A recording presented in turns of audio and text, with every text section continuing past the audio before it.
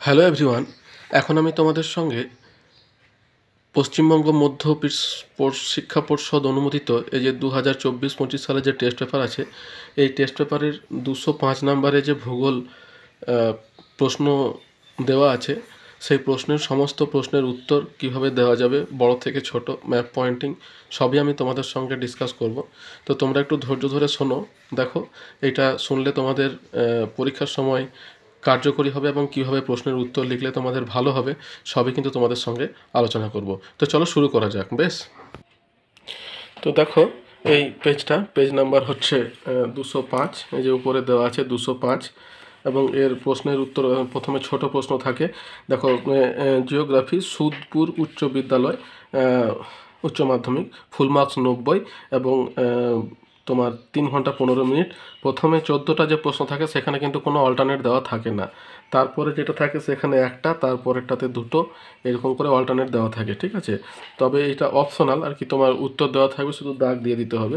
তাহলে দেখো, প্রথম যে প্রশ্নটা আছে বলছে বহির্জাত প্রক্রিয়াগুলির মধ্যে স্থিতিশীল প্রাকৃতিক শক্তি কোনটা? স্থিতিশীল প্রাকৃতিক শক্তি হচ্ছে তোমার উষ্ণতা, ঠিক আছে। নেক্সট হচ্ছে যে উপকূলীয় অঞ্চলে বায়ুর কাজের প্রাধান্য লাভের কারণ কি? কি হচ্ছে উপকূল অঞ্চলে বায়ুর কাজের প্রাধান্য কেন লাভ করে? তাহলে বালুকাময় মৃত্তিকা, এটাই হবে উত্তর, ঠিক আছে। বালুকাময় মৃত্তিকার জন্য কিন্তু বায়ুর কাজটা বেশি প্রাধান্য লাভ করে। তারপর দেখো, নেক্সট প্রশ্ন আছে হেটেরোস্ফিয়ারের উচ্চতম স্তরটি কি? হেটেরোস্ফিয়ারের উচ্চতম স্তরটি হচ্ছে তোমার হাইড্রোজেন স্তর। এই কটা হবে সঠিক অ্যান্সার। তারপর যে সমুদ্র পৃষ্ঠে বায়ুর গড় চাপ কত? এটা কিন্তু আমাদের প্রত্যেকেই 1013.25 মিলিবার, 1013.2 যেটা আছে এটাই হবে উত্তর। তারপর আছে দেখো, মহাসাগরের যে অঞ্চলে গায়র সৃষ্টি হয় তা হলো উপক্রান্তীয় অঞ্চল, ঠিক আছে। উপক্রান্তীয় ও নাতিশীতোষ্ণ অঞ্চল, এই দুটোই কিন্তু হয়ে থাকে, শুধু উপক্রান্তীয় নয়, উপক্রান্তীয় এবং নাতিশীতোষ্ণ দুটোতেই হবে। তারপরে আছে ভারত মহাসাগরের সমুদ্র স্রোত নিয়ন্ত্রিত হয়। ভারত মহাসাগরের সমুদ্র স্রোত কিসের দ্বারা নিয়ন্ত্রিত হয়? মৌসুমি বায়ুর দ্বারা, আমাদের যেটা মৌসুমি জলবায়ু তাই, ঠিক আছে। তারপরে আছে একটি পরিবেশ বান্ধব বর্জ্য কোনটা হবে? সীসা, চট, প্লাস্টিক, কাঁচ। অবশ্যই চট, ঠিক আছে, চটটা হবে তোমার অ্যান্সার। তারপরে কি আছে দেখো, ভারতের নবীনতম কেন্দ্রশাসিত অঞ্চল লাদাখ, ঠিক আছে, নতুন এটা একেবারে। তারপর আছে মৌসুমি বিস্ফোরণ দেখা যায় কোথায়? দেখা যায় মৌসুমি বিস্ফোরণ তোমার কেরলে কিন্তু সর্বপ্রথম ঢোকে। মৌসুমি কিন্তু বায়ু সর্বপ্রথম কিন্তু কেরলেই ঢোকে। তারপরে আছে তোমার পশ্চিমঘাট পর্বতের পশ্চিম ঢালে যে স্বাভাবিক উদ্ভিদের প্রাধান্য দেখা যায় সেটা কি? সেটা হচ্ছে তোমার চিরহরিত অরণ্য। এই দেখো, চিরহরিত উদ্ভিদটাই হবে তোমার অ্যান্সার, ঠিক আছে। তারপরেরটা আছে, তুমি যদি ভারতের কোনো কফি বাগিচায় অবস্থান করো তাহলে তুমি আছো কোথায়? কোন ভারতে কফি চাষ হয়? দক্ষিণ ভারতে একমাত্র কফি চাষ হয়। তারপর আছে পূর্ব ভারত থেকে পশ্চিম ভারতে স্থানান্তরিত হতে দেখা গেছে এমন একটি শিল্প, কি হবে তোমার? পেট্রোরসায়ন, লৌহ ইস্পাত, কার্পাস বয়ন শিল্প। মানে এটা কিন্তু যে জায়গাতেই স্থাপিত হোক খরচা একই, যার জন্য এটা তোমার চলে গেছে পশ্চিম ভারতে। তারপর হচ্ছে ভারতে আদমশুমারি অনুযায়ী শহরের ন্যূনতম জনসংখ্যা কত? শহরের ন্যূনতম জনসংখ্যা হচ্ছে তোমার এই 5000, এটাই হবে উত্তর। তারপর দেখো, 74m/7 মানচিত্রের সংখ্যাসূচক স্কেল কত হবে? 74m/7, তাহলে এটা হবে তোমার 50,000, এটা হবে, গোয়াটা হবে অ্যান্সার। হয়েছে। নেক্সট চলে আসি। তাহলে দেখো, এটা কিন্তু এই প্রশ্নগুলো করলাম, এখানে কিন্তু কোনো অল্টারনেট দেওয়া থাকে না, প্রত্যেকটা প্রশ্নেরই উত্তর দিতে হয়। এরপরে খ বিভাগে কিন্তু দেখো এখানে দেওয়া আছে 6টা প্রশ্নের উত্তর দিতে হবে, কিন্তু দেওয়া থাকে এখানে 7টি, অথবা এখানে একটা মোটে বেশি দেওয়া থাকে। তাহলে প্রথম প্রশ্নটা কি আছে দেখো, প্রথম প্রশ্নটা হচ্ছে, এটা শুদ্ধ অশুদ্ধ লিখতে হবে। অক্ষাংশের ভিত্তিতে হিমরেখার উচ্চতা পরিবর্তিত হয়। অবশ্যই এটা শুদ্ধ। তারপর আছে হোমোস্ফিয়ারকে বিষমমণ্ডল বলা হয় না। হোমোস্ফিয়ারকে বিষমমণ্ডল বলা হয় না। তারপরে আছে মিস্ট্রাল একটি উষ্ণ স্থানীয় বায়ু যা ফ্রান্সের রোন নদী উপত্যকায় প্রবাহিত হয় না, এটাও কিন্তু অশুদ্ধ। তারপর আছে গ্র্যান্ড ব্যাংক মগ্নচড়াটি বাণিজ্যিক মৎস্য চাষের জন্য বিখ্যাত। ঠিক, এটা কিন্তু সঠিক। তারপর আছে দূষিত বাতাসকে স্ক্র্যাবারের সাহায্যে পরিশ্রুত করা হয়। অবশ্যই স্ক্র্যাবারের সাহায্যে পরিশ্রুত করা হয়। তারপর আছে দেখো, কান্ডালা ভারতের একমাত্র শুল্ক মুক্ত বন্দর। ঠিক আছে। তারপরে দেখো, উপগ্রহ চিত্রে বিভিন্ন প্রতীকের সাহায্যে ভৌগোলিক বৈশিষ্ট্যগুলিকে বোঝানো হয়। উপগ্রহ চিত্রে না, প্রতীক কিন্তু হয় না, এখানে কালারের সাহায্যে হয়, তাহলে এটা হচ্ছে ভুল। এবার দেখো শূন্যস্থান পূরণ হচ্ছে নদীগর্ভে অবঘর্ষ প্রক্রিয়ায় সৃষ্ট গর্তগুলিকে কি বলে? অবঘর্ষ প্রক্রিয়ায় সৃষ্ট গর্তগুলিকে বলছে মন্থকূপ। উত্তর হবে তোমার মন্থকূপ। হয়েছে। তারপরে দেখো 2 নম্বরে আছে বায়ুমণ্ডলে উচ্চতা বৃদ্ধির সাথে উষ্ণতা বৃদ্ধি পাওয়াকে বলে তোমার বৈপরীত্য উষ্ণতা। ঠিক আছে, বৈপরীত্য। তারপরে আছে ড্যাশ স্রোত সমুদ্রের উপরিভাগ দিয়ে প্রবাহিত হয়। তাহলে উপরিভাগ দিয়ে কোন স্রোত প্রবাহিত হয়? উষ্ণ স্রোত। হ্যাঁ, উষ্ণ স্রোত প্রবাহিত হয় তোমার উপরিভাগ দিয়ে, উষ্ণ হয়ে শীতল হয়ে যায় এবং উপরিভাগ দিয়ে প্রবাহিত হয়। তারপর দেখো কোনো স্থানে উষ্ণতা বৃষ্টিপাত লেখচিত্রে উষ্ণতার রেখাটি বছরের মধ্যভাগে নিম্নমুখী হলে স্থানটি কোন গোলার্ধে উপস্থিত হয়? দক্ষিণ গোলার্ধে উপস্থিত হয়। এটা কথা, এখানে উত্তরটা হবে তোমার দক্ষিণ। তারপর আছে দেখো উত্তর পশ্চিম ভারতে গ্রীষ্মকালে সৃষ্ট ধূলিঝড়কে কি বলে? আঁধি। চন্দ্রবিন্দু ধয়েরস্যই আঁধি। তারপর দেখো বৈদ্যুতিক উৎস থেকে নির্গত বর্জ্যকে কি বলে? ই ওয়াস্ট। হ্যাঁ, ই ওয়াস্ট বা ই বর্জ্য, যাই হোক একটা লিখবে। তাহলে ই ওয়াস্ট, WASTE। তারপর দেখো ভারতের মহাকাশ গবেষণা সংস্থাটি ড্যাশ স্থানে অবস্থিত। তাহলে কোথায় অবস্থিত? আমাদের ব্যাঙ্গালোর। হ্যাঁ, ব্যাঙ্গালোরে অবস্থিত ভারতের মহাকাশ গবেষণা কেন্দ্রটি, ব্যাঙ্গালোর। হলো। এবার দেখো 2-1 কথায় উত্তর দিতে হবে। তার প্রথম যেটা আছে সেটা লিখছে যে নদী উপত্যকার নতুন এবং পুরনো ঢালের মিলন বিন্দু কি নামে পরিচিত? এটা হচ্ছে তোমার নিক বিন্দু। উত্তর হবে তোমার নিক বিন্দু। প্রশ্ন কিন্তু লিখবে না, শুধু উত্তরটা লিখবে তাহলেই হবে, প্রশ্ন লিখতে গেলে কিন্তু অনেকটা সময় লেগে যাবে। তারপর দেখো সম্পৃক্ত বায়ুর আপেক্ষিক আর্দ্রতার পরিমাণ উল্লেখ করো। তাহলে কত হবে? 100%। সম্পৃক্ত বায়ুর আপেক্ষিক আর্দ্রতা হচ্ছে 100%। তারপর আছে সংযোগ অবস্থানে তেজ কোটাল সংগঠিত হয়। কোন কোটাল সংগঠিত হয়? উত্তর হবে তোমার তেজ কোটাল। সংযোগ স্থানে তোমার তেজ কোটাল সংগঠিত হয়। নেক্সট বলছে ঝাড়খণ্ড ও পশ্চিমবঙ্গ রাজ্যের যৌথ বহুমুখী নদী পরিকল্পনার নাম কি? DVC। ঠিক আছে, দামোদর ভ্যালি কর্পোরেশন।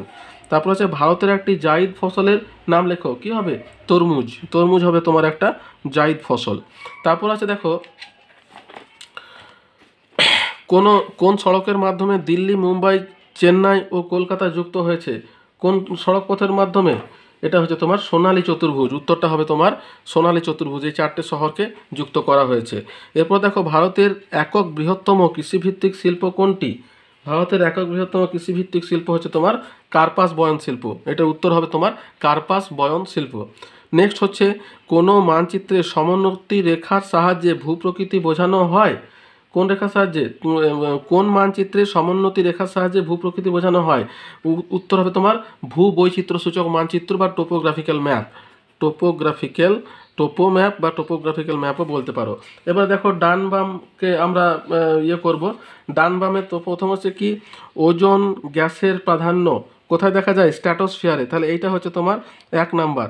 তারপর আছে ইক্ষু গবেষণাগার কোথায় আছে? লখনৌ। এটা হচ্ছে তোমার 2 নাম্বার। তারপরে বৃহত্তম মোটর গাড়ির নির্মাণ কেন্দ্র, মোটর গাড়ি হচ্ছে গুরুগ্রাম। তাহলে এটা হচ্ছে তোমার 3 নাম্বার।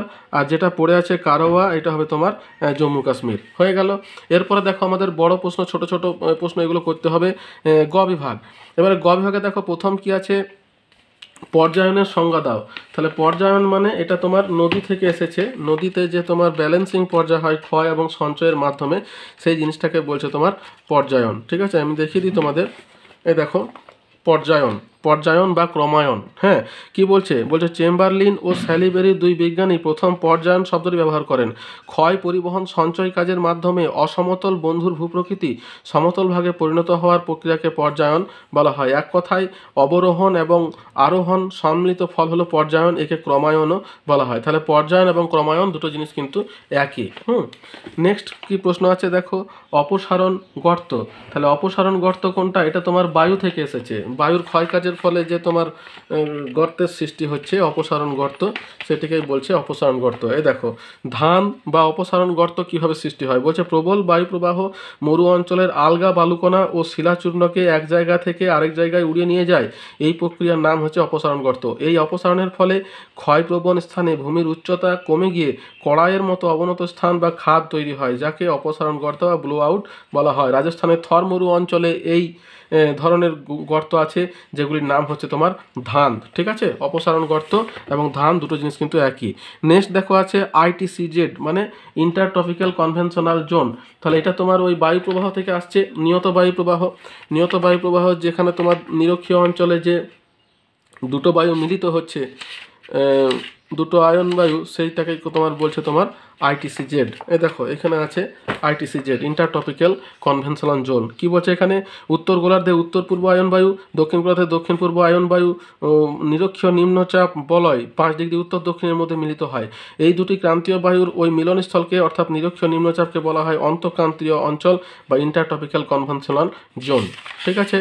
নেক্সট প্রশ্ন কি আছে দেখো, হিমপ্রাচীর কাকে বলে। তাহলে এটা তোমার হচ্ছে সমুদ্র স্রোতের অন্তর্গত, এসে পরে তোমার উষ্ণ এবং শীতল স্রোতের জায়গাতে তোমার হিমপ্রাচীর সৃষ্টি হয় বা তোমার এই দেখো হিমপ্রাচীর কি বলছে, উত্তর আমেরিকার পূর্ব উপকূল দিয়ে পাশাপাশি প্রবাহিত উত্তরমুখী উষ্ণ সামুদ্রিক স্রোত ঘন নীল জল এবং দক্ষিণমুখী শীতল লাব্রাডোর স্রোতের সবুজ জলের মাঝে এক বিভাজন রেখার বহুদূর পর্যন্ত দেখা যায়। এই বিভাজন রেখাকে হিমপ্রাচীর বলা হয়। বৈশিষ্ট্য কি, হিমপ্রাচীর অঞ্চলে মগ্নচড়ার সৃষ্টি হয়, ফলে মৎস্য চারণ ক্ষেত্র গড়ে ওঠে এবং হিমপ্রাচীর অঞ্চলে উষ্ণ স্রোত শীতল স্রোতের মিলনে ঝড় ঝঞ্ঝা এবং ঘন কুয়াশার সৃষ্টি হয়। তাহলে এটা হয়ে গেল তোমার হিমপ্রাচীর। নেক্সট প্রশ্ন কি আছে, নেক্সট প্রশ্ন হচ্ছে তোমার কম্পোস্টিং, বর্জ্য ব্যবস্থাপনায় কম্পোস্টিং বলতে কি বোঝো। তাহলে দেখো কম্পোস্টিং একটা তোমার বর্জ্য ব্যবস্থাপনার পদ্ধতি এবং এই কম্পোস্টিংটাকে আবার কতগুলো ভাগে ভাগ করা হয় দেখাই। এই দেখো কম্পোস্টিং কি, কম্পোস্টিং হচ্ছে তোমার হলো ব্যাকটেরিয়া বা জীবাণু দ্বারা জৈব বর্জ্য থেকে জৈব সার হিউমাস উৎপাদনের একটি পদ্ধতি, ঠিক আছে। এই জৈব সারকে কম্পোস্টিং বা মিশ্র সার বলে। এইভাবে উৎপন্ন জৈব সারে উদ্ভিদের বৃদ্ধির জন্য প্রয়োজনীয় নাইট্রোজেন, সালফেট প্রভৃতি পুষ্টিকর উপাদান যথেষ্ট পরিমাণে থাকে। তাহলে এই পদ্ধতিকে দুটি ভাগে ভাগ করছে, একটা হচ্ছে অবাধ কম্পোস্টিং, একটা হচ্ছে তোমার সবাত কম্পোস্টিং। তোমাদের যেহেতু এটা ছোট প্রশ্ন তাই বেশি কিছু লেখার দরকার নেই, শুধু এই অবাধ কম্পোস্টিং সবাত কম্পোস্টিংটা লিখবে তাহলেই কিন্তু হয়ে যাবে।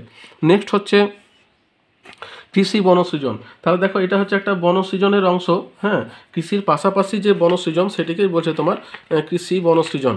হ্যাঁ, কৃষির পাশাপাশি বনসৃজন অর্থাৎ আল বা যে ইয়েগুলো আছে, দেখো কৃষি বনসৃজন বলতে কী বোঝো, বলছে কৃষিজ ফসল উৎপাদনের পাশাপাশি কৃষক যখন কাঠ, জৈব সার, ফলমূল ইত্যাদি পাওয়ার জন্য কৃষি জমির মাঝে জমির সীমানা বরাবর অর্থাৎ অনাবাদি বা পতিত জমিতে প্রয়োজনীয় গাছ লাগিয়ে বনভূমি গড়ে তোলে, তখন তাকে বলছে কৃষি বনসৃজন। নেক্সট প্রশ্ন কি আছে দেখো, জীবিকা সত্তাভিত্তিক কৃষি। তাহলে জীবিকা সত্তাভিত্তিক মানে কৃষক নিজের জীবিকার জন্য যখন করছে তখন সেটাকে বলছে তোমার জীবিকা সত্তাভিত্তিক কৃষি। দেখো জীবিকা সত্তাভিত্তিক কৃষি কাকে বলছে, যে কৃষি ব্যবস্থায় কৃষিজ ফসল কেবল কৃষকের নিজস্ব চাহিদা বা স্থানীয় চাহিদা পূরণের উদ্দেশ্যে চাষ করা হয়, সেই কৃষিকে বলছে জীবিকা সত্তাভিত্তিক কৃষি। উদাহরণ হচ্ছে আফ্রিকা ও দক্ষিণ পূর্ব এশিয়ায় এই প্রকার কৃষি দেখা যায়। নেক্সট কি আছে দেখো, হচ্ছে অনুসারী শিল্প। তাহলে অনুসারী শিল্প কোনটাকে বলছে, একটা বড় শিল্পের পাশাপাশি যে সমস্ত ছোট ছোট শিল্প তাকে নির্ভর করে গড়ে ওঠে সেটিকেই বলছে তোমার অনুসারী শিল্প। দেখো অনুসারী শিল্প হচ্ছে যখন কোনো শিল্পে উৎপাদিত দ্রব্যসমূহকে কাঁচামাল হিসাবে ব্যবহার করে পরস্পর নির্ভরশীল অনেক শিল্প গড়ে তোলা হয়, তখন প্রথমটিকে কেন্দ্রীয় শিল্প, বাকিগুলিকে অনুসারী শিল্প বলা হয়। হলদিয়া পেট্রোকেমিক্যাল শিল্প হলো কেন্দ্রীয় শিল্প, আর এই শিল্পে উৎপাদিত দ্রব্যসমূহকে কাঁচামাল হিসেবে ব্যবহার করে যে সমস্ত শিল্প গড়ে উঠেছে তা হচ্ছে তোমার অনুসারী শিল্প। নেক্সট কি আছে দেখো, ভারতের অভ্যন্তরীণ জলপথ যুক্তকারী দুটির নাম লেখো। দেখো এই প্রশ্নটা কিন্তু আগেও একবার এসেছে, হ্যাঁ, প্রশ্নটার তখন কিন্তু সঠিক উত্তরটা আমার কাছে ছিল না। তো দেখো এখানে পাওয়া গেছে, বলছে ভারতের অভ্যন্তরীণ জলপথের দুটি কেন্দ্র হচ্ছে, একটা হচ্ছে গঙ্গা নদী প্রকল্প, একটা হচ্ছে ব্রহ্মপুত্র প্রকল্প। ঠিক আছে, দেখো উত্তরটা দেখো তোমরা লিখে নিতে পারো। সেটা হচ্ছে গঙ্গা নদী প্রকল্প আর 2 নম্বর হচ্ছে ব্রহ্মপুত্র প্রকল্প। এই দুটিই হচ্ছে তোমার কেন্দ্র। এই প্রকল্পগুলি ভারতের মুখ্য অভ্যন্তরীণ নদীগুলির জলপথ পরিচালনা এবং পরিষ্কারের জন্য কার্যক্রম পরিচালনা করে। হ্যাঁ, এরাই তাহলে মুখ্য কার্যক্রম পরিচালনা করে। গঙ্গা নদী প্রকল্প গঙ্গা নদীর জলপথের মুখ্য প্রকল্প হিসাবে পরিচিত। ব্রহ্মপুত্র প্রকল্প ব্রহ্মপুত্র নদীর জলপথের উন্নয়নে কাজ করে। বুঝতে পারছো, তাহলে গঙ্গা নদী প্রকল্প এবং ব্রহ্মপুত্র প্রকল্প। তারপরে কি আছে, বন্দরের পশ্চাৎভূমি বলতে কি বোঝো। দেখো বন্দরের পশ্চাৎভূমি ওই তোমার জাহাজ যেখানে তোমার এসে দাঁড়ায়, দেখায় তোমাদের, একটি বন্দরের মাধ্যমে যে অঞ্চলের উদ্বৃত্ত পণ্য রপ্তানি হয় এবং ওই বন্দরের মাধ্যমে আমদানিকৃত পণ্য যে অঞ্চলে বন্টন করা হয় সেই অঞ্চলকে ওই বন্দরের পশ্চাৎভূমি বলে। ঠিক আছে, অর্থাৎ যেখান থেকে যেখানকার জিনিস সে রপ্তানি করে আর তার জিনিস যারা নেয়, এই দুটোকেই একসঙ্গে বলছে বন্দরের পশ্চাৎভূমি। তারপরে যদি সেন্সর বলতে কি বোঝো, তা দেখো সেন্সর জিনিসটা তোমার হচ্ছে ওই স্যাটেলাইটে যে জিনিসটা ক্যামেরার সঙ্গে লাগানো থাকে সেটিকেই বলছে তোমার সেন্সার, যার সাহায্যে তোমার সেন্স করে। হ্যাঁ, সেটাই হচ্ছে তোমার সেন্সার। আমি দেখাই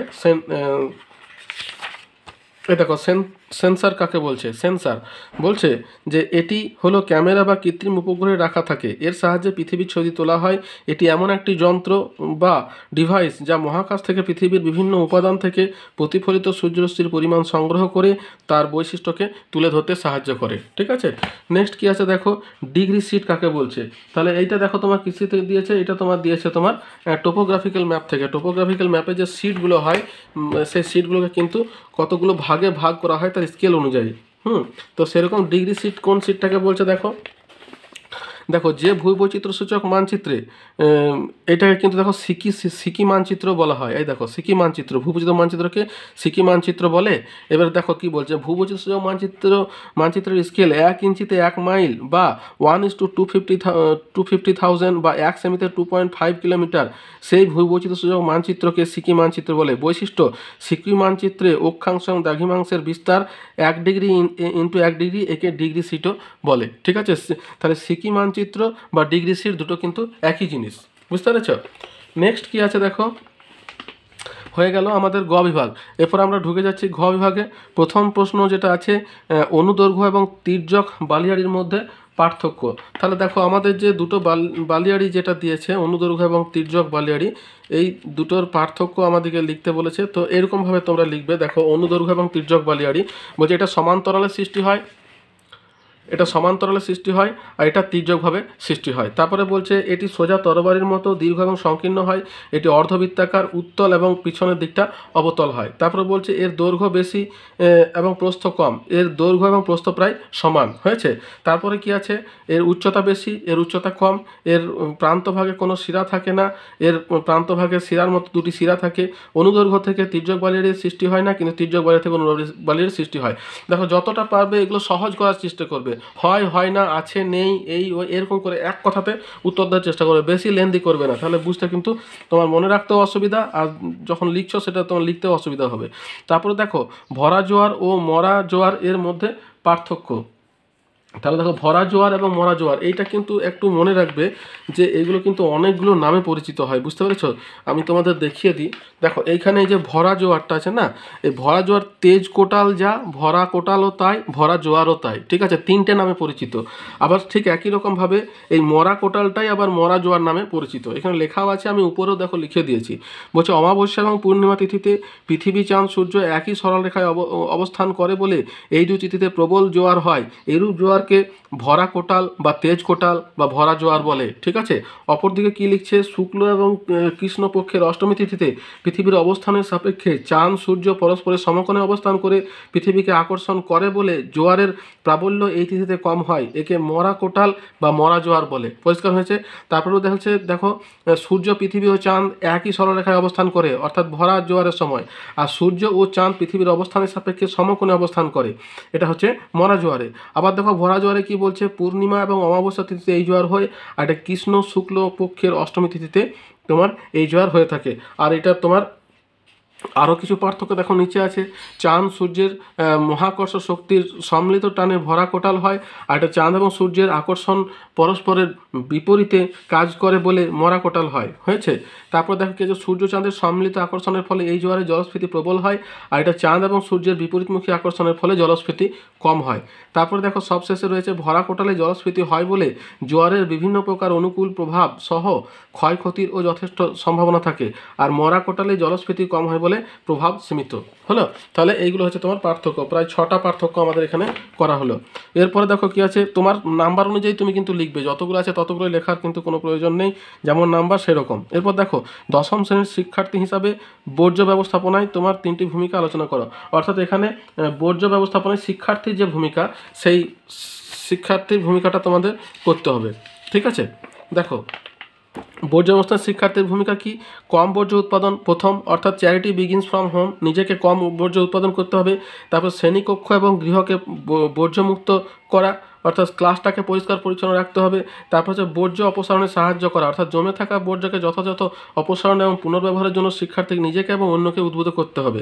তারপর কি হচ্ছে আলোচনা এবং বিতর্ক, অর্থাৎ সচেতনতা, নিজেদের মধ্যে আলোচনা করতে হবে এবং তর্ক বিতর্কে অংশগ্রহণ করে সেটাকে প্রমাণিত করে সচেতনতা বৃদ্ধি করতে হবে। শেষটা হচ্ছে সৃজনশীলতায় উৎসাহ, অর্থাৎ পুনর্ব্যবহার পুনর্নবীকরণের মাধ্যমে বর্জ্য যাতে সম্পদ হয়ে ওঠে সে বিষয়ে শিক্ষার্থী সচেতন হবে এবং তেমন সে সম্পর্কে আলোচনা করে কর্মশালা সৃষ্টিশীলতায় উৎসাহ দেবে। শিক্ষার্থীরা এই বিষয়ে বিশেষজ্ঞদের পরামর্শ নিতে পারে। ব্যাস হয়ে গেল।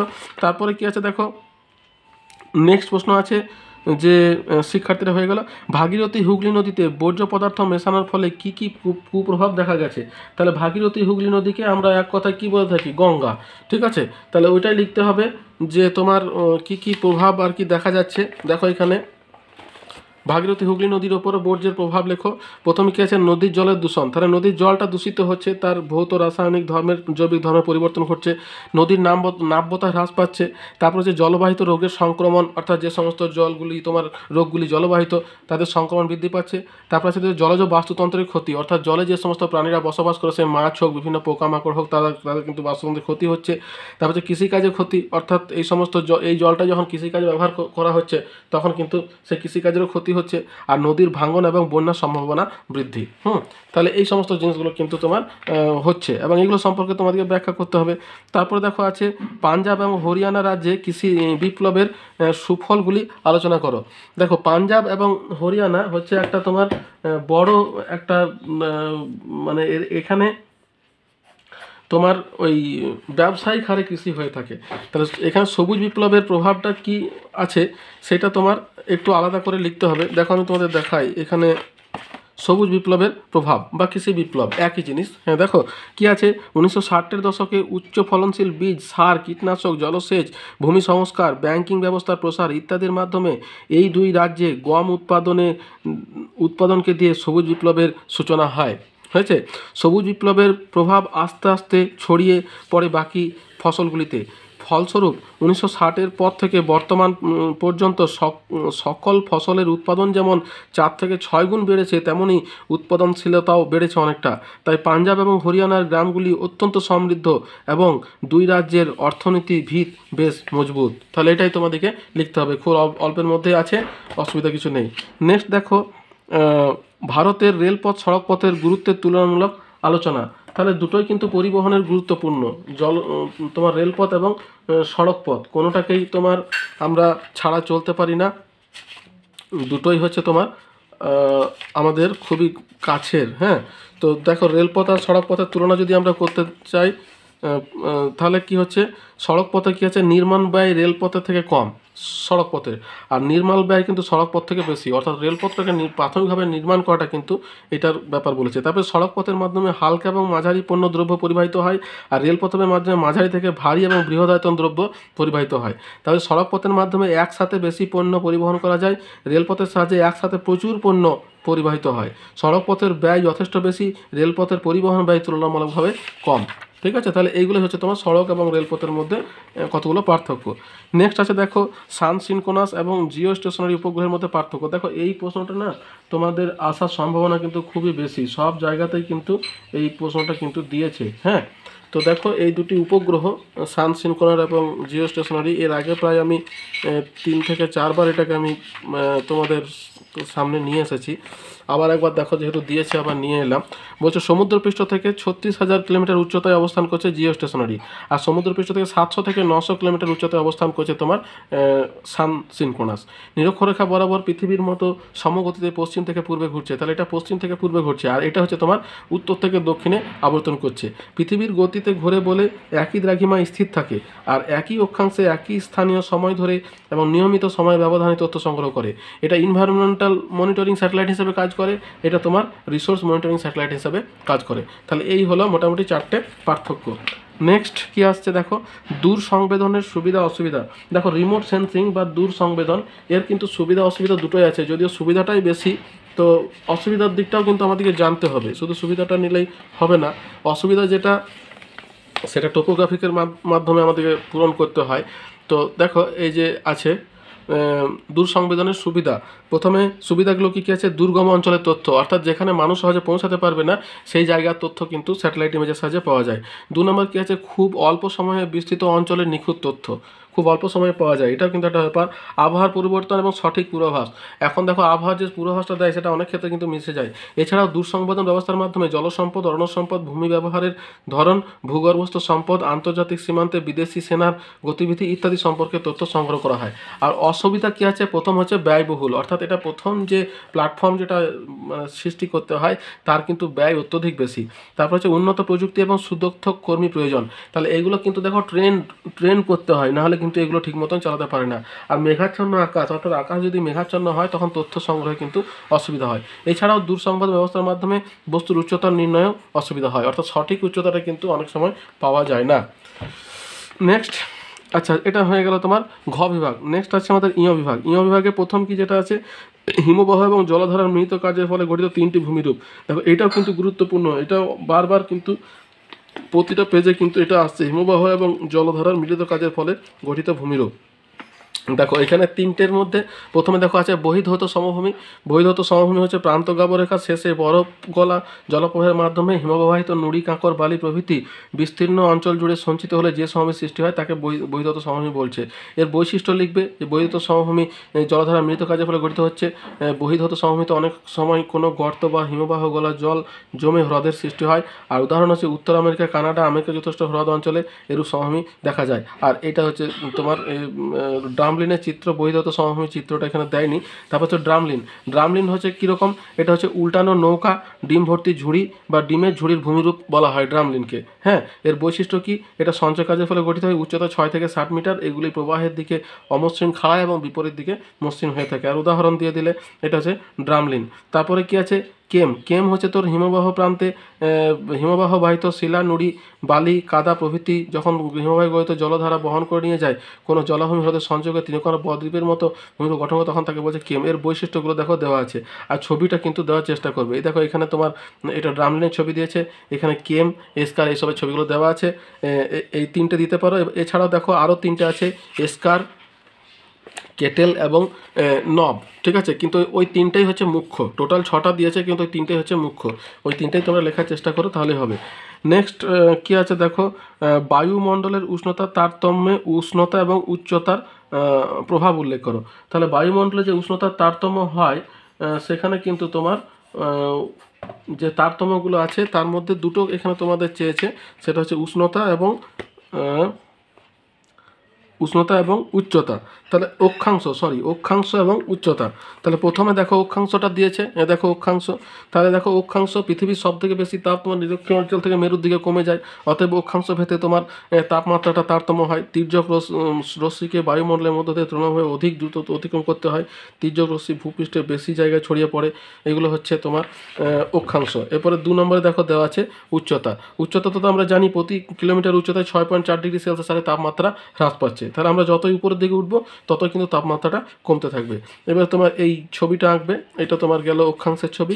আর উচ্চতার ছবিটা তোমার এখানে দেওয়া নেই, তবে যে কোনো পার্বত্য অঞ্চল আঁকার পরে সেটা 6.4 ডিগ্রি সেলসিয়াস হারে কমছে এটা দেখাতে পারো, ওই দুটো দিতে পারো। এছাড়া দেখো স্থলভাগ, জলভাগের বন্টন, ভূমির ঢাল, বায়ু প্রবাহ, তারপর তোমার মেঘাচ্ছন্নতা ও অধঃক্ষেপণ, সমুদ্র স্রোত, স্বাভাবিক উদ্ভিদ, এগুলো কিন্তু তোমার তাপমাত্রার উপরে, উষ্ণতার উপরে প্রভাব ফেলে। তারপরে দেখো আছে হয়ে গেল এতটা পর্যন্ত। তারপরে শৈলক্ষেপ বৃষ্টি কীভাবে এটা সংঘটিত হয়, উপযুক্ত উদাহরণ এবং চিত্রসহ আলোচনা করো। তাহলে শৈলক্ষেপ বৃষ্টি যেটা তোমার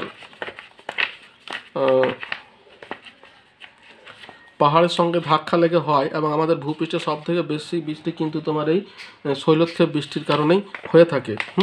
দেখো এখানে বৃষ্টির ছায় অঞ্চল বা অনুবাদ ঢাল প্রতিবাদ ঢাল হিসাবে দেওয়া আছে। বলছে পর্বতের যে ঢালে আর্দ্র বায়ু বাধাপ্রাপ্ত হয় সেই ঢালে অর্থাৎ প্রতিপাদ ঢালে বৃষ্টিপাত হয়, কিন্তু পর্বত অতিক্রম করে ওই বায়ু যখন বিপরীত ঢালে অনুবাদ ঢালে পৌঁছায় তখন সেই মধ্যেকার জলে আসার পরিমাণ কমে যায়। এছাড়া পর্বত অতিক্রম করে ওই বায়ু পর্বতের ঢাল বেয়ে যখন উষ্ণতা এবং জলীয় বাষ্প ধারণ ক্ষমতা উভয়ই বৃদ্ধি পায়, এর ফলে অনুবাদ ঢালে বৃষ্টি বেশ কম হয়। এই বৃষ্টিপাতযুক্ত এবং প্রায় বৃষ্টিহীন এলাকাকে বৃষ্টির ছায়া অঞ্চল বলে। এই হয়ে গেল।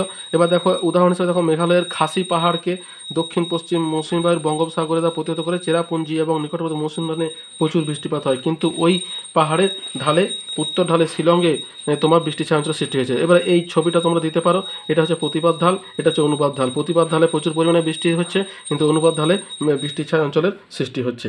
ঠিক আছে, তাহলে এটাই হলো তোমার শৈলক্ষেপ বৃষ্টি। নেক্সট কি আছে দেখো, শৈলক্ষেপ বৃষ্টিপাতের পর আছে জোয়ার ভাটার সৃষ্টির কারণগুলি সংক্ষেপে আলোচনা করো। তাহলে জোয়ার ভাটার সৃষ্টির কারণগুলি আমরা তো জানি যে চাঁদ, সূর্য, পৃথিবী উপরে যে জলের স্তর আছে সেগুলিকে যখন আকর্ষণ করে তখন সে জায়গায় জোয়ার হয় এবং তার অন্য জায়গাগুলোতে যেখানে জলটা চলে আসে সেখানে জোয়ার ভাটা হয়। তাহলে দেখো এখানে সৃষ্টির কারণ মোটেই দুটো আছে। একটা হচ্ছে তোমার পৃথিবীর ওপর চাঁদ এবং সূর্যের আকর্ষণ বল, হ্যাঁ, আর 2 নম্বর হচ্ছে পৃথিবীর আবর্তন জনিত কেন্দ্রাতিক বল। এই দুটোকে তোমাদের মানে ভালো করে আলোচনা করতে হবে। চাঁদ এবং সূর্য হচ্ছে পৃথিবীর নিউটনের মহাকর্ষ দংশে বিশ্বব্রহ্মাণ্ডের প্রতিটি বস্তু একে অপরে আকর্ষণ করে, ফলে গ্রহ উপগ্রহ সূর্য প্রতিটি জ্যোতিষ্ককে কিন্তু পরস্পর আকর্ষণ করে। সেই হিসাবে চাঁদ সূর্য পৃথিবী একে অপর আকর্ষণ করে। এই সূর্যের তুলনায় পৃথিবী চাঁদের আকর্ষণ বেশি, যদিও চাঁদের তুলনায় ভর প্রায় এত লক্ষ গুণ। হ্যাঁ, তো প্রধানত চাঁদের আকর্ষণে পৃথিবীর জলরাশি ফুলে ওঠে এবং জোয়ার হয়। ঠিক আছে, তারপরে এখানে এই ছবিটা তোমাদেরকে দিতে হবে। আর তারপর হচ্ছে পৃথিবীর কেন্দ্রাতিক বল। পৃথিবীর কেন্দ্রাতিক বলের জন্য কিন্তু তোমার জলরাশি ফুটে ওঠে, জোয়ার ভাটার সৃষ্টি হয়। নেক্সট কি আছে দেখো, হ্যাঁ আচ্ছা, এটা হয়ে গেল তোমার 5 নাম্বার, 5-এর 1টা। এর 5-এর 2 প্রশ্নগুলির উত্তর দাও। এখানেও দেখো তোমার দুটো দিক করতে হবে, দেওয়া আছে 4টে। হ্যাঁ, তাহলে প্রথমে কি আছে, ভারতের পূর্ব এবং পশ্চিম উপকূলের ভূপ্রকৃতির পার্থক্য লেখো। তাহলে পূর্ব এবং পশ্চিম উপকূলের ভূপ্রকৃতির পার্থক্য, এটাও কিন্তু তোমার গুরুত্বপূর্ণ। প্রায় 3-4 বার আমি দেখলাম এই প্রশ্নটা এসেছে। তাহলে পূর্ব উপকূল পশ্চিম উপকূলের পার্থক্য কী আছে দেখো, বঙ্গোপসাগরের পূর্ব উপকূলভূমি বেশ প্রশস্ত, এটা কিন্তু সংকীর্ণ। এর উচ্চতা কম, এর উচ্চতা অনেক উঁচু। হ্যাঁ, বালিয়াড়ি আছে, এখানে কিন্তু দক্ষিণাংশে শুধু বালিয়াড়ি আছে। এটা উপকূল রেখা অভগ্ন, এখানে কিন্তু বন্দরের সংখ্যা বেশি যেহেতু এটা ভগ্ন। তারপরে দেখো এই উপকূলের ওপর মহানদী গোদাবরী, কৃষ্ণা, কাবেরী প্রভৃতি বড় বড় নদীগুলি প্রবাহিত হয়। নদীর মোহনা কিন্তু প্রশস্ত, এখানে মোহনাটা কিন্তু সংকীর্ণ। এরপরে দেখো পূর্ব উপকূল নদীর মোহনাগুলিতে বড় বদ্বীপ আছে, এখানে কিন্তু বড় বদ্বীপ নেই। তারপরে কি আছে, উপকূলের বিভিন্ন অংশে হ্রদ উপহ্রদ আছে, এখানে কিন্তু কোনো হ্রদ উপহ্রদ নেই। উর্বর মৃত্তিকা উর্বর এবং উপকূলভূমি সর্বত্র কৃষিতে সমৃদ্ধ, এটা কিন্তু উর্বর, কৃষিকাজ তেমন উন্নত নয়। মাঝারি ধরনের বৃষ্টিপাত হয়, এখানে বৃষ্টিপাতের পরিমাণ বেশি। পূর্ব উপকূল শিল্পে সমৃদ্ধ, আর এটা কিন্তু সেভাবে লক্ষণীয় নয়। এবার চওড়া উপকূলের জন্য যোগাযোগ ব্যবস্থা উন্নত, এখানে যোগাযোগ ব্যবস্থা অতটা উন্নত নয়। মোট কথা পূর্ব উপকূলের কিন্তু সমৃদ্ধ। নেক্সট হচ্ছে কি আছে দেখো, ভারতের পশ্চিমাঞ্চলে পেট্রোরসায়ন শিল্পের কেন্দ্রীভবনের কারণ কি। তাহলে পশ্চিম ভারতে কেন্দ্রীভবন করছে কেন, কতগুলো কারণ আছে।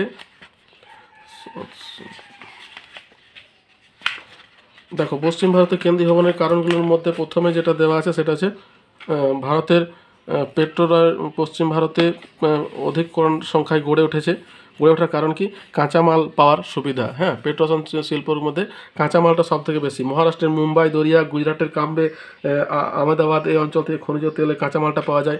বন্দরের সান্নিধ্য, দেখো মুম্বাই, কান্ডালা, জওহরলাল নেহরু বন্দরের বড় বড় বন্দর থেকে বন্দর সান্নিধ্য, বিপুল চাহিদা, অর্থাৎ এই যে জনবসতিপূর্ণ অঞ্চলগুলো আছে মুম্বাই, আহমেদাবাদ, ভাদোদরা, এগুলোর জন্য অনুসারী শিল্প ওঠায় উৎপাদিত দ্রব্যের বাজার চাহিদা আছে। পর্যাপ্ত বিদ্যুৎ, মানে টাটা, কয়না, উকাই জলবিদ্যুৎ কেন্দ্রগুলো থাকায় এখানে পাওয়া যায়। আর উন্নত পরিবহন ব্যবস্থা, মুম্বাই, আহমেদাবাদ, ভাদোদরা প্রভৃতি স্থান উন্নত সড়কপথ, আকাশপথের সাহায্যে যুক্ত থাকায় হয়েছে। এছাড়া অন্যান্যর মধ্যে আছে তোমার জল, এই নদী ধারা থেকে জলগুলো পাওয়া যায়। তাহলে এগুলো মোটামুটি তোমাদেরকে লিখতে হবে। নেক্সট যেটা আছে ভারতের চা চাষের অনুকূল পরিবেশ। দেখো যে কোনো অনুকূল পরিবেশকে তো দুটো ভাগে ভাগ করা হয়, একটা হচ্ছে তোমার প্রাকৃতিক আর একটা হচ্ছে অপ্রাকৃতিক। প্রাকৃতিকের মধ্যে পড়ছে তোমার ভূপ্রকৃতির জলবায়ু এবং মৃত্তিকা, আর অপ্রাকৃতিকের মধ্যে পড়ছে তোমার শ্রমিক, পরিবহন, মূলধন এবং বাজার। দেখো চা চাষের ক্ষেত্রে প্রাকৃতিক পরিবেশের জলবায়ু কী লাগে, উষ্ণতা লাগছে 16 থেকে 30 ডিগ্রি সেলসিয়াস এবং বৃষ্টিপাত লাগছে 150 থেকে 250 সেন্টিমিটার। আর অন্যান্যের মধ্যে দেখো আবহাওয়া ঘন কুয়াশা, শিশির বা তুহিন এবং তীব্র রোদ চা চাষের পক্ষে ক্ষতিকর। অন্য যেটা এখানে দরকার সেটা হচ্ছে যে ছায়া প্রদানকারী বৃক্ষ। হ্যাঁ, ডাইরেক্ট সান রেখে কিন্তু চা এবং পান দুটো সহ্য করতে পারে না, এটা কিন্তু লেখা দরকার। তারপর আছে মৃত্তিকা, এখানে লৌহ মিশ্রিত উর্বর দোআঁশ মাটি এবং জৈব পদার্থ সমৃদ্ধ মাটি, 4 নজম জাতীয় চাষ ভালো হয়। ঢালু জমি যাতে জল না জমে। উচ্চতা হচ্ছে তোমার উঁচু পার্বত্য ঢালে সবচেয়ে উৎকৃষ্ট চা উৎপন্ন হয়। ভারতে তরাই অঞ্চলে 90 থেকে দার্জিলিংয়ে এত মিটার পর্যন্ত। অর্থনৈতিক পরিবেশের মধ্যে কী আছে, প্রথম হচ্ছে শ্রমিক, অর্থাৎ মহিলা এবং শিশু শ্রমিক। এখানে মহিলা শ্রমিকের প্রয়োজন হয়, নারী এবং শিশু শ্রমিকের প্রয়োজন হয় ওই গাছের পাতা এবং কুড়ি তোলার জন্য। এবং অন্যান্যদের মধ্যে হচ্ছে বাগিচা ফসল, আধুনিক যন্ত্রপাতি, সার, কীটনাশক প্রভৃতির সুযোগ সুবিধা, যথেষ্ট মূলধন এবং উন্নত পরিবহন ব্যবস্থা, অভ্যন্তরীণ চাহিদা, এগুলো তোমার প্রভাব বিস্তার করছে। তাহলে এটা হলো চা চাষ শ্রমিক। ভারতে বলছে অসম জনসংখ্যা বন্টনের 5টি কারণ। দেখো জনসংখ্যা কিন্তু সব জায়গায় উন্নতি লাভ করে না, যেখানে মানুষ বসবাসের সুবিধা পায় সেখানে কিন্তু মানুষ বসবাস করে, ঠিক আছে। তো যেখানে জনবসতি বেশি দেখবে আমাদের সমভূমি অঞ্চলে জনবসতি বেশি। কারণ কি, কারণ এখানে তোমার জীবন জীবিকার সুবিধা বেশি।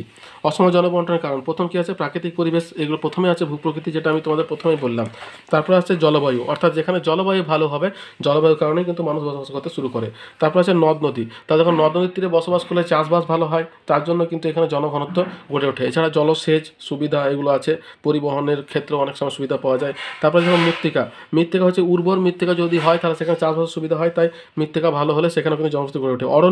অরণ্যের উপর নির্ভর করে যারা জীবিকা নির্বাহ করে সেখানেও কিন্তু জনবসতি দেখা যায়। খনিজ সম্পদ, দেখো পরিবেশ যতই খারাপ হোক বা অনুন্নত হোক বা পরিবহন অনুন্নত হোক, কিন্তু খনিজ সম্পদ যদি পাওয়া যায় সেখানে কিন্তু খুব দ্রুত জনবসতি বিস্তার লাভ করে। তারপরে দেখো অপ্রাকৃতিক কারণের মধ্যে প্রথমে আছে পরিবহন ব্যবস্থা, অর্থাৎ উন্নত পরিবহন ব্যবস্থাযুক্ত অঞ্চলে হয়। শিল্প এবং শিল্পাঞ্চলে হয়ে থাকে। আরও অন্যান্য কারণ যেমন পর্যটন কেন্দ্র দার্জিলিং, তারপরে যোগাযোগ ব্যবস্থা উন্নত যেমন নাগপুর, স্বাস্থ্যকেন্দ্র ভেলোর, সীমান্তবর্তী শহর শিলিগুড়ি, ঐতিহাসিক স্থান লখনৌ, আগ্রা, শিক্ষা কেন্দ্র যেমন কোটা, ধর্মস্থান আজমির, সামরিক শহর গোয়ালিয়র, এই সমস্তগুলো কিন্তু গড়ে ওঠে। তবে রাজনৈতিক কারণে কিন্তু বা অস্থায়ী পরিব্রাজনের জন্য জনবসতির তোমার হেরফের হয়ে যায় হঠাৎ করে। আচ্ছা, তাহলে এটা হয়ে গেল। এরপরে লাস্ট যেটা আছে সেটা ম্যাপ পয়েন্টিং। ম্যাপ পয়েন্টিংটা আমি তোমাদের দেখিয়ে দিই। 10 নম্বরের ম্যাপ পয়েন্টিং থাকে, প্রতিটার মান 1।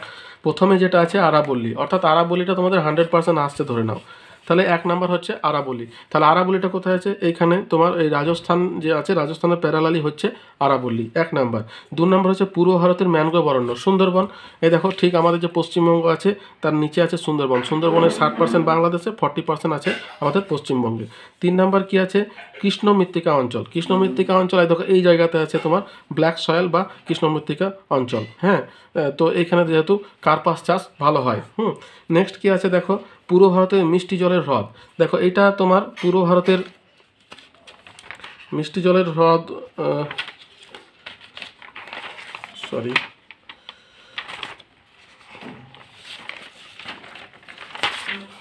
এটা হবে তোমার পূর্ব ভারতের মিষ্টি জলের হ্রদ হচ্ছে বারপানি। হ্যাঁ, বারপানিটা এটা হচ্ছে তোমার পূর্ব ভারতের মিষ্টি জলের হ্রদ, এটা মেঘালয়ে অবস্থিত। হ্যাঁ, তাহলে এটা কত নম্বরে আছে, বারপানি পূর্ব ভারতের মিষ্টি জলের হ্রদ, এটা হচ্ছে তোমার 4 নাম্বার। তাহলে এখানে লিখে দেবে তোমার 4 নাম্বার বারপানি, যেটা মেঘালয়ে অবস্থিত। তারপরে আছে তোমার 5 নম্বরে আছে, 4 নাম্বার হলো মহানদী। তাহলে মহানদী এই দেখো এইখানে আছে তোমার মহানদী, এরকম জায়গাতে তোমাকে এরকমভাবে ম্যাপ কন্টিং করতে 3 নাম্বার দিয়ে লিখে দেবে মহানদী। তারপরে কি আছে দেখো, বছরে 2 বার বর্ষাকালযুক্ত অঞ্চল, মানে 2 বার বৃষ্টি হয় যেখানে। তাহলে 2 বার বৃষ্টি হচ্ছে তোমার এইখানে দেখো করমণ্ডল উপকূল, এই যে এই জায়গাতে হচ্ছে তোমার করমণ্ডল উপকূল, এখানে হচ্ছে তোমার বছরে 2 বার বৃষ্টিপাতযুক্ত অঞ্চল হয়েছে। তারপরে কি আছে 6-এর পরে 7 নাম্বার আছে ভারতের প্রধান প্রশাসনিক কেন্দ্র দিল্লি। এখানে দিল্লি লিখে পরে এই জায়গাতে দিল্লি ভারতের প্রধান প্রশাসনিক কেন্দ্র এবং নিচে লিখে দেবে 7। তারপরে কি আছে 8 নাম্বার হচ্ছে পূর্ব ভারতের তথ্য প্রযুক্তি শিল্পের প্রাণকেন্দ্র কলকাতা। এই দেখো কলকাতা হবে, এখানে কলকাতাটা দিয়ে এখানে লিখিয়ে দেবে কলকাতা পূর্ব ভারতের তথ্য প্রযুক্তির প্রাণকেন্দ্র। তারপরে কি আছে লোহিত মৃত্তিকাযুক্ত অঞ্চল। লোহিত মৃত্তিকাযুক্ত অঞ্চল হচ্ছে উড়িষ্যা। এই দেখো এখানে বা পশ্চিমবঙ্গের প্রতিবেশী রাজ্য, এরকম জায়গাতে তোমাকে একটা দাগ দিয়ে লিখে দেবে রেড সয়েল উড়িষ্যা, 9 নাম্বার। ঠিক আছে। তারপরে কি আছে দেখো, দক্ষিণ ভারতের আন্তর্জাতিক বিমানবন্দর চেন্নাই, এরকম জায়গাতে আছে চেন্নাই বিমানবন্দর। এই দেখো চেন্নাই বিমানবন্দর ইন্টারন্যাশনাল এয়ারপোর্ট। তাহলে কমপ্লিট হলো। দেখো যদি আমার ভিডিও তোমাদের ভালো লেগে থাকে তো প্লিজ আমার চ্যানেলটিকে লাইক করো আর বন্ধুদের সঙ্গে শেয়ার করো, যাতে বন্ধুরাও এটা দেখার সুযোগ পায়। আর সাবস্ক্রাইব করে রাখলে হবে কি, যখনই আমি কোনো ভিডিও দেবো তখন সেটা নোটিফিকেশান তোমাদের কাছে পৌঁছে যাবে। তো এখন এতটাই, দেখা হচ্ছে পরের ভিডিওতে। ভালো থেকো, সুস্থ থেকো, ধন্যবাদ।